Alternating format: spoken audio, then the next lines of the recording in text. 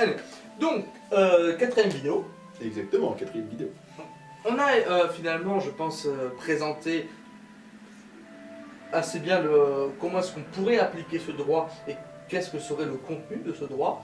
Donc, on aurait pour Candoria la lex mercatoria, le droit des marchands dans comment fonctionne Edenoria dans ses institutions, et qui présenterait l'articulation entre les deux autres textes, qui seraient toujours les institutes et le corpus criminus. Avantage, encore une fois, c'est qu'on a un droit complet et complémentaire avec celui de Vandavel, même si pour ceux qui auront été attentifs à la vidéo précédente, Vandavel n'est pas traité à part, n'a pas un statut dérogatoire aux autres communautés.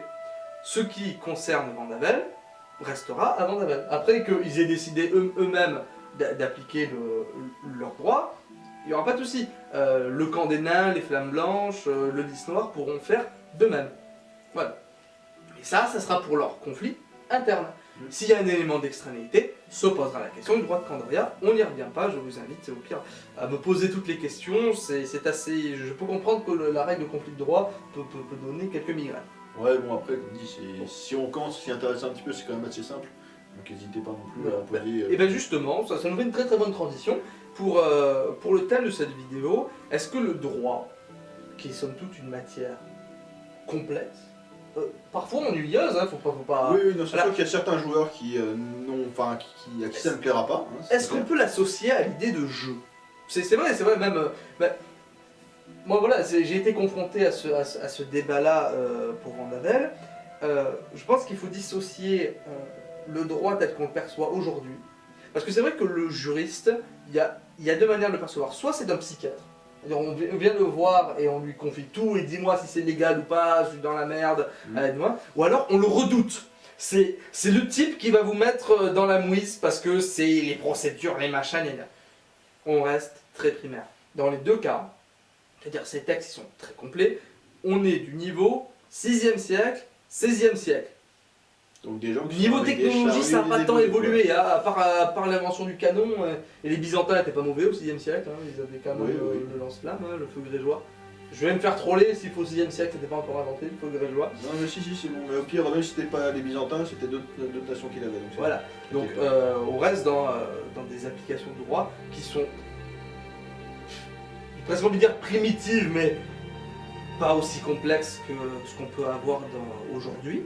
Pour tous les cas pratiques qui vont être, on va dire, faits à Candoria, donc on va dire tout ce qui est le legs, les différentes actions de commerce, le vol, le meurtre et on va dire tout le reste donc, qui est donc, les lois qui découlent des contrats qui sont passés donc, entre les différentes communautés, tous ces droits-là sont très on va dire, bien instruits pour que on n'ait que 2 ou 3 articles qui entrent en ligne de compte dans ce genre de cas, et donc on n'a pas besoin forcément de s'éplucher tous les bouquins les uns après les autres. D'ailleurs, tu fais une excellente... J'en profite parce que je l'adore. Où est-ce qu'il est le livre 3 livre 3.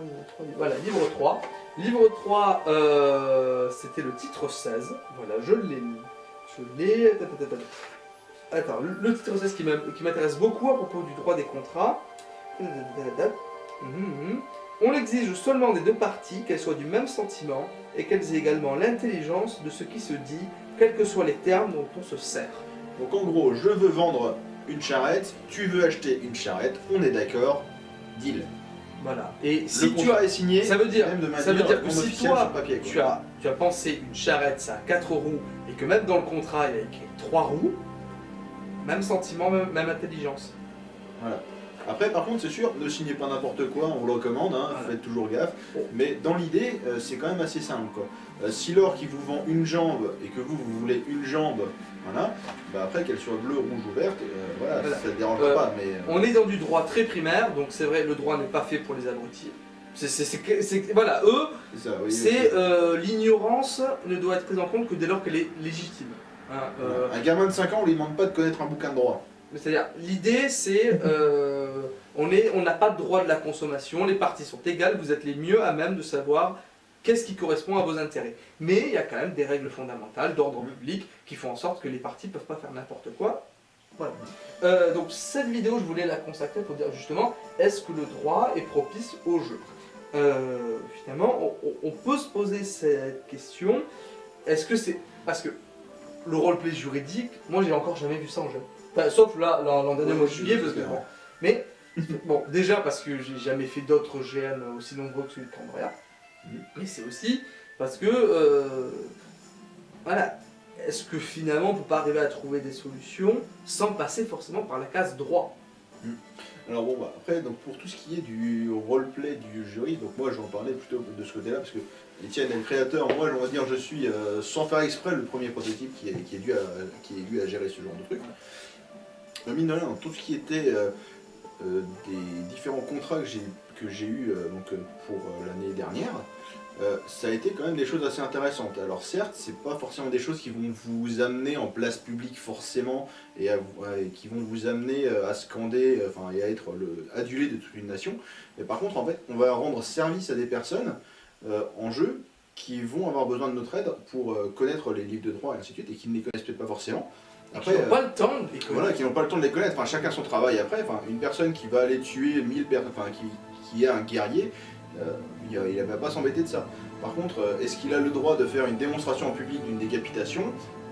À voir. Peut-être qu'il a besoin d'une question ou de l'avis d'un juriste pour pouvoir répondre à ça.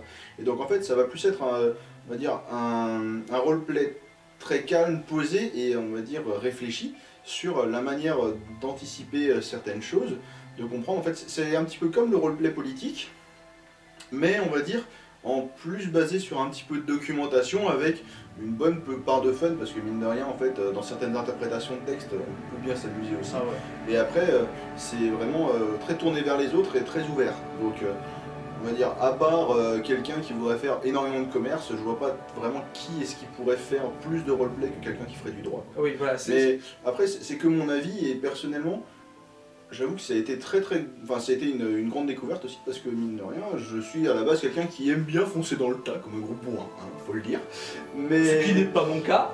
Voilà, et en fait ça offre une bonne opportunité pour, on va dire faire autre chose que du bourrinisme, parce que j'avoue que ça commençait à me lasser un petit peu, et donc là c'est vraiment une nouvelle optique qui s'ouvre. Excellent point. C'est pas... j'avais... Être consul à Candoria, ça participe vraiment d'un point qui pour moi est nécessaire dans ce jeu pour bien s'éclater, c'est qu'il faut être multifonction à Candoria. C'est ça. On ne peut pas se permettre de faire un seul truc, il y a tellement de demandes qu'il faut... On peut vraiment répondre à plein de besoins, et ça serait con de se restreindre. Je suis un garde et rien de plus. Non! Soyez un garde et ayez des connaissances de droit. Faites payer quelques consultations. Comme ça, quand vous voyez que vous avez un temps mort, parce que ça arrive le temps mort en GN, on le sait, on le redoute, et ben hop, vous basculez, et tac, vous faites un petit peu de commerce, parce que si vous faites du droit, vous faites du commerce, et si vous faites du droit, vous pouvez même faire de la politique. Donc, vraiment ça aide bien. Finalement, le droit, nous c'est notre parti pris.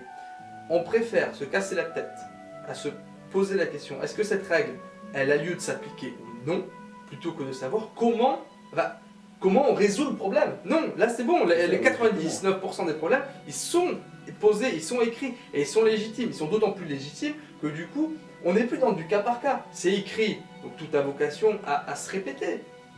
Donc, et après, comme dit, vous aurez pas beaucoup d'affaires qui vont se ressembler aussi, parce que les personnes vont changer, et beaucoup de spécificités de chaque personnage vont être différentes. Alors certains cas, vous les retrouverez, certains autres non. Mais pour un exemple que je ne vais pas non plus citer dans le détail, j'ai eu à écrire un contrat qui était sur du savoir intellectuel et qui était, on va dire, même par rapport à tout ce qui était écrit dans les livres de droit, pas forcément évident à interpréter. Donc moi ça m'a déjà demandé un petit effort de jugeote pour écrire quelque chose de sensé. Voilà. Ce qui fait que c'est un gène varié pour Graou. Voilà, exactement. Et en plus ce qui était bien, c'est que ça tombait pile dans, on va dire, la journée où il y allait avoir un temps mort entre 14h et 16h. Donc au lieu de me faire chier à faire la tournée des camps et à finir beurré à 18h pour, on va dire, ne plus profiter de la soirée, et ben je me suis mis là-dessus et au